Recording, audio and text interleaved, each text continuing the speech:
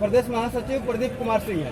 Sir, आप जो यहाँ विजिट करने आए हैं, आपको व्यवस्था को लेकर क्या आपको लगता है कि आपको व्यवस्था को सुधार करने की ज़रूरत है और क्या आपको लगता है? देखिए, सबसे पहली बात तो ये है कि अभी जो मैंने इलेक्शन हुआ, उस इलेक्शन में भी मेरा यही नारा था पूरे मुजफ्फरपुर वासियों के साथ कि बिहार में 3 चीज़ों की सुधार काफ़ी ज़रूरत है। पहली स्वास्थ्य, और दूसरा शिक्षा, और तीसरा सड़क निर्माण। इस पे मेरा काफ़ी फोकस था और किसानों के लिए भी मेरा फोकस था। लेकिन क्या है कि स्वास्थ्य संबंधी जो हमारे सिस्टम है बिहार में, वो काफ़ी ही ख़राब है। इतनी मैं नहीं समझता हूँ कि इतनी ख़राब स्थिति जो है किसी और स्टेट की होगी, ठीक है ना। अभी मैं पिछले 3 दिनों से यहाँ भ्रमण कर रहा हूँ आकर के। आज जब मैं आया, मैं अंदर जाने के लिए सुप्रिंटेंडेंट साहब से परमिशन लेने के लिए आया कि जो लोग मरीज बच्चे बीमार हैं, एक बार उनकी हालत का जायज़ा लें, हम लोग उसके लिए क्या अच्छा कर सकते हैं। जो हमारी 19 तारीख को शिवसेना स्थापना दिवस पे पटना में मीटिंग हुई, उसमें हम लोगों ने ये डिसाइड किया कि हम लोग इन बच्चों के लिए अगर सरकार नहीं कर रही है तो हम लोग उसके लिए कुछ करें आगे बढ़ के। लेकिन अब ये है कि हमारे सुशासन बाबू माननीय मुख्यमंत्री नीतीश कुमार जी कुछ करने नहीं देना चाहते हैं, इसलिए कि उनको कहीं ना कहीं डर है कि अगर हम कुछ अपनी तरफ से, शिवसेना पार्टी की तरफ से अगर कुछ मदद करते हैं तो कहीं ना कहीं वो बैकफुट पे आ रहे हैं। तो आज हमें अंदर भी नहीं जाने दिया गया ताकि हम उसकी जायज़ा लें। दूसरी बात कि हमने जो यहाँ पे पूरे इसकी इस्टेब्लिशमेंट तो जब हुई थी, लेकिन 1974 में SKMCH को गवर्नमेंट से ने टेक ओवर किया था। तो कुल मिला के 45 वर्ष पहले आज इसकी हो गई आयु गवर्नमेंट को लिए हुए।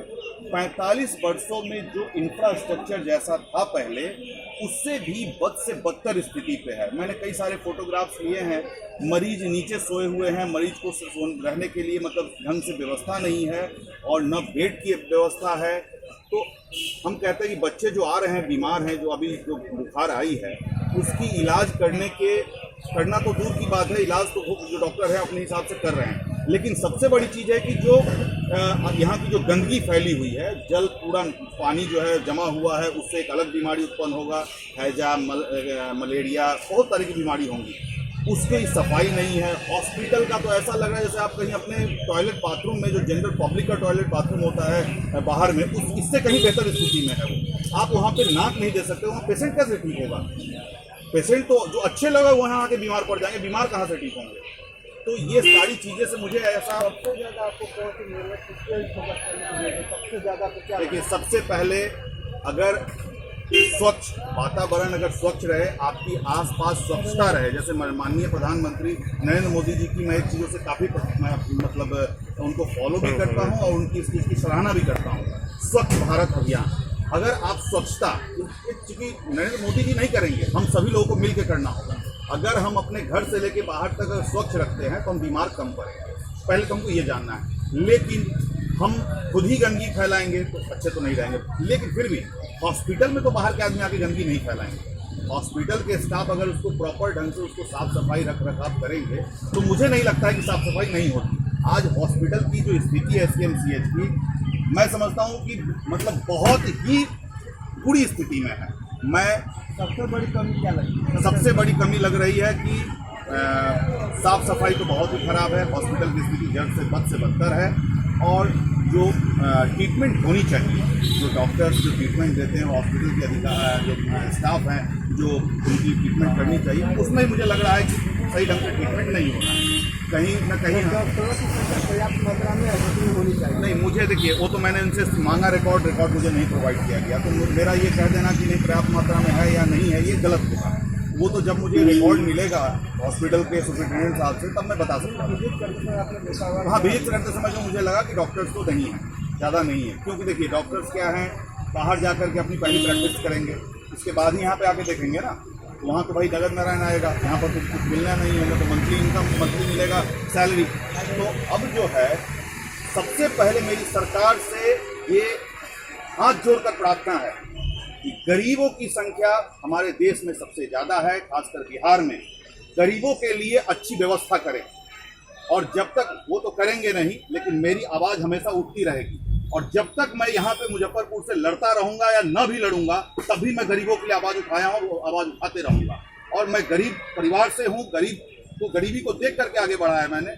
और मैं शिक्षा और स्वास्थ्य पर मेरा सबसे बड़ा फोकस है, और इसको मैं मरते दम तक, जब तक मेरी अंतिम सांस चलती रहेगी, तब तक मैं इसकी लड़ाई कर जारी रखूँगा। आप मोदी जी के समर्थक हैं, उन्होंने बोले हैं कि को फॉलो करते हैं, एक क्रिकेट प्लेयर है, उनके हाथ में चोट आ गई। जी जी तो उन्होंने ट्वीट किया है कि अब जल्दी स्वस्थ हो जाए, और यहाँ 110 बच्चे की मौत हो रही है, उनके कारों तक एक बात नहीं पहुँचता। बिल्कुल सही आप कह रहे हैं। मोदी जी कहीं कहीं पे, मैं इस पर कोई टीका टिप्पणी नहीं करना चाहूँगा, लेकिन मैं अपनी राय आपको दे सकता हूँ। क्रिकेट प्लेयर भी एक देश का प्रतिनिधित्व करता है, देश के लिए खेलता है। अभी वर्ल्ड कप चल रहा है, तो स्वाभाविक है कि अब हमारी जनता भी जो उस पर फोकस करती होगी, क्योंकि देखिए एक देशभक्ति की भावना वहाँ आ जाती है। लेकिन उससे कहीं बड़ी बात है कि जो हमारा देश का भविष्य है, जो बीमार है, एक तरह से देश का भविष्य है। कल के डेट में ये अगर हमारे बच्चे अगर अच्छे हो जाते हैं, ये इनमें से कोई कलेक्टर बनेगा, कोई एसपी बनेगा, कोई डॉक्टर बनेगा, है ना, इनके ऊपर तो ध्यान जरूर देना चाहिए। हाँ, अगर उसको कंपेयर में देखेंगे तो पहली प्राथमिकता हमारी ये है, बच्चों का उज्जवल भविष्य जो है, उसकी स्वास्थ्य जो है हमारी पहली प्राथमिकता है। अगर मेरी राय जानना चाहेंगे, हाँ, मोदी जी को मैं ये नहीं कहूँगा, मोदी जी ने बहुत अच्छे कार्य किए हैं देश के लिए, तो इसके लिए मैं उनको सराहना करता हूँ। लेकिन कोई जरूरी नहीं है कि हर आदमी हर कार्य को अच्छा ही करता है। हमारे हाथों की पांचों उंगलियां बराबर नहीं है, तो हम ये नहीं कह सकते कि हमारी पांचों हम जो है एकदम परफेक्ट और हम सही हैं। हाँ, मेरी ये मानना है कि जो सामने है, जिसकी आवश्यकता सबसे पहले है, उस कार्य को सबसे पहले करना चाहिए। क्या आपको नहीं लगता कि मोदी जी को आकर यहाँ की व्यवस्था देखनी चाहिए, और बिल्कुल। व्यवस्था में सुधार करनी चाहिए, और लोगों को दिशा निर्देश देना चाहिए अपने अफसरों को, और यहाँ की बिल्कुल अच्छी तरह से व्यवस्था करानी चाहिए? देखिए, अगर ऐसा नहीं हो रहा तो ऐसा मतलब कि ऐसा मान लिया जाए कि मान लीजिए क्रिकेटर है तो चुनाव में काम आएंगे प्रचार करने के लिए, और ये बच्चे काम नहीं आएंगे, ऐसा भेदभाव हो रहा है। देखिए, आपका कहना बिल्कुल सही है, मैं आपकी बातों से पूर्ण रूप से सहमत हूँ। सबसे पहले मैं ये कहना चाहूँगा, हमारे यहाँ पे पूरे जनता हैं, और सब जनता जनार्दन से बड़ा कोई नहीं होता है। यहाँ के जो सांसद हैं अजय निषाद, दूसरी बार चुने गए हैं। मैं जब अभी इलेक्शन कैंपेनिंग में, मैं खुद एक मतलब चुनाव लड़ा हूँ यहाँ से, और मैं जानता हूँ मैं हारा हुआ कैंडिडेट हूँ, फिर भी मेरी सिंपैथी सहानुभूति जनता के साथ बनी रहेगी। भली जनता मुझे वोट दे न दे, उससे मुझे कोई लेना देना नहीं है, लेकिन मैं जनता के लिए जी रहा हूँ, जनता के लिए जीते रहूँगा। अजय निषाद जी जब चुनाव लड़ रहे थे, तो मैं, इतने जनता सुन रहे हैं मेरी बात को, शायद ही वो 5 सालों में किसी के घर पे गए। ठीक है, ठीक है, कभी किसी के घर पे नहीं गए होंगे, कभी किसी के घर पे नहीं गए होंगे, नहीं वोट दिया गया था, मोदी जी के नाम पर उनको वोट मिला है, काम के नाम पर। अब मैं कहना चाहूँगा, हमारे भाई साहब जो बोले हैं बिल्कुल सही बोले हैं, लेकिन मैं भाई साहब की बातों से पूर्ण रूप से सहमत हूँ, लेकिन कहीं कहीं पे असहमत भी। अगर मोदी जी के नाम पर हम वोट दे रहे हैं, मोदी जी के नाम पर अगर हम वोट देते हैं, आज मुझे बताइए कि मोदी जी आकर इस चीज को, सिस्टम को ठीक करेंगे, या हमारा जो सांसद है वो आकर ठीक करेगा सिस्टम को? सांसद करेगा ना। तो सांसद जो उसको हम प्रतिनिधि चुनकर भेजते हैं, वो हमारे बीच में कभी आता नहीं है।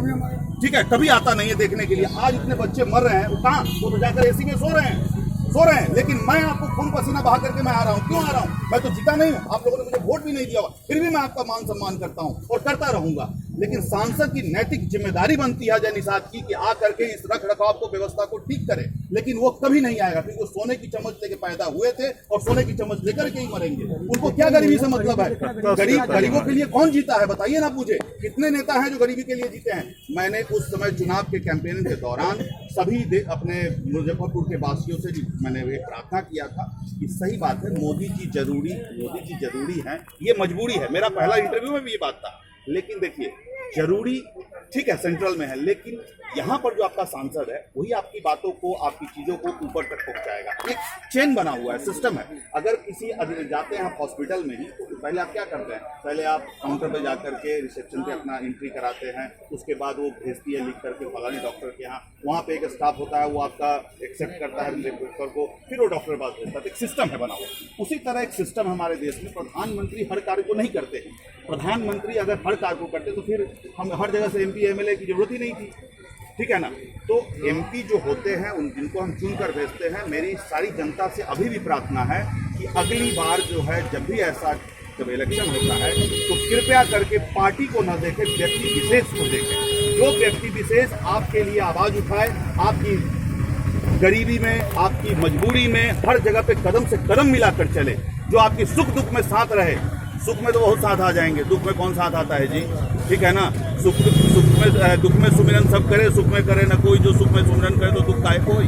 तो ही बात है कि जो जनता, गरीब जनता है, इसके लिए मेरी लड़ाई है और मैं लड़ते रहूंगा।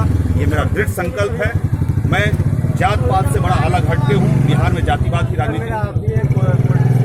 जी हाँ, आपसे एक सवाल है, क्या नेताओं को आने मात्र से यहाँ सुधार आ जाएगी या कुछ करने के इससे सुधार? देखिए, मैं आपको बता रहा हूँ, आप टीवी न्यूज़ चैनल पे देखेंगे, हमारे जो कार्यकर्ता हैं वो दिल्ली में बैठ के जंतर मंतर पे आज घेराव भी कर रहे हैं, जदयू के कार्यालय में घेराव कर रहे हैं।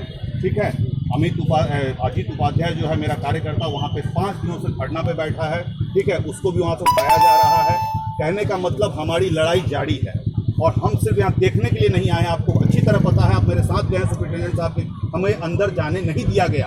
क्यों नहीं जाने दिया गया? हम सारी चीज़ों को मदद करने के लिए आए थे। हम देखते कि वहाँ पे क्या कमी है। अगर प्राइवेट डॉक्टर को हमको बुलाना होता, हमारी पार्टी जो प्राइवेट डॉक्टर को बुला करके वहाँ ट्रीटमेंट करवाती, लेकिन नहीं जाने दिया जा रहा है। कहीं ना कहीं नीतीश कुमार जी बैकफुट पे हैं और बैकफुट पे कैसे नहीं रहेंगे? हमको नहीं कहना चाहिए, जनता सब कुछ पब्लिक, एक कहावत है पुराने फिल्म की, पब्लिक है सब कुछ जानती है। नीतीश कुमार जी कितने अच्छे व्यक्ति हैं इसका परिचय मुझे देने की आवश्यकता नहीं है। बालिका गृह कांड सब जानता है, पूरा जनता जान रही है। जिस दिन अगर बिहार में दूसरी सरकार आ गई तो इनकी सारी जो है ना बखेड़ी खुल जाएगी। जितनी इनकी जो पाप की है चीज़ें, तो सारी चीज़ खुल जाएगी। उनको अपनी ऐशो आराम के अलावा उनको थोड़ी दिखाई दे रहा है कि कितने पब्लिक मर रहे हैं, कितने बच्चे मर रहे हैं। ये तो नीतीश कुमार जी को ठीक करना था ना, ये तो बिहार सरकार के अंडर में आता है, केंद्र सरकार के अंडर में नहीं है।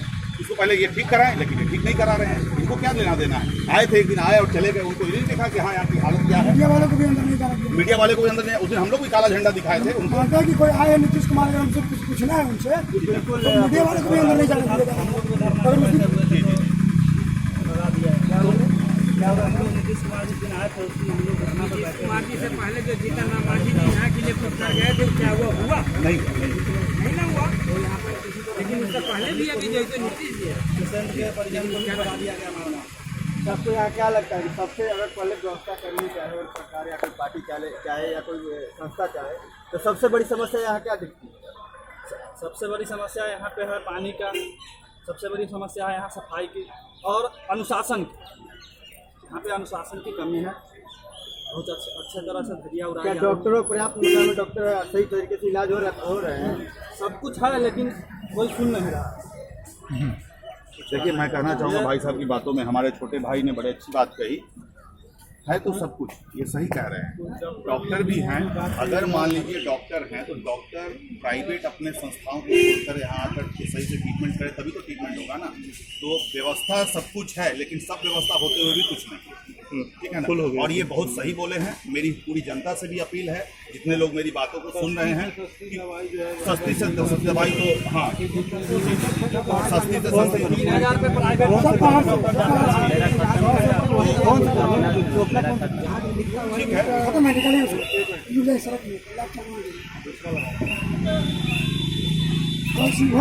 कल सुबह का बच्चा को लेकर के जी करके उसका दिन खुला चल गया था, भर्ती नहीं हुआ, उसे भगा दिया गया।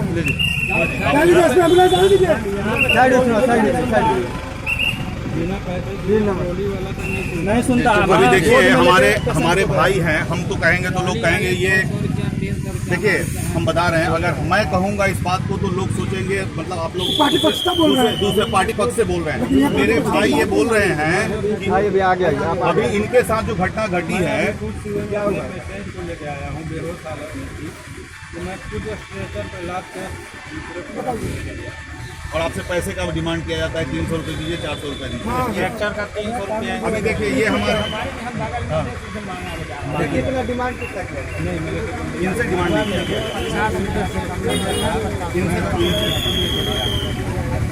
क्या इलाज हो, उसके बाद इलाज क्या हुआ? इलाज डॉक्टर लोग आई थी, जमा दे रही, तो मैंने उनको बोला डॉक्टर से क्या किया? नहीं, डॉक्टर को देखा है तो डॉक्टर क्या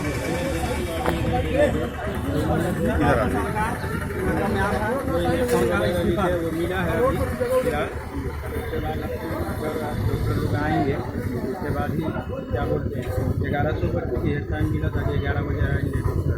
अभी तक वार्ड में डॉक्टर नहीं गया है, 11 बज गया, रोड से साइड है, आप लोग 11 बज गया, अभी तक किसी वार्ड में डॉक्टर नहीं गया है।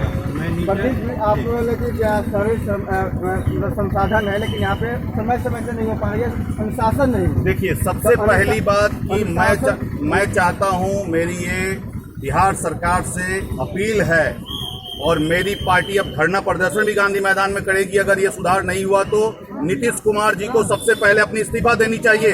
वो सुयोग व्यक्ति नहीं है। वो क्या कर रहे हैं? सो रहे हैं।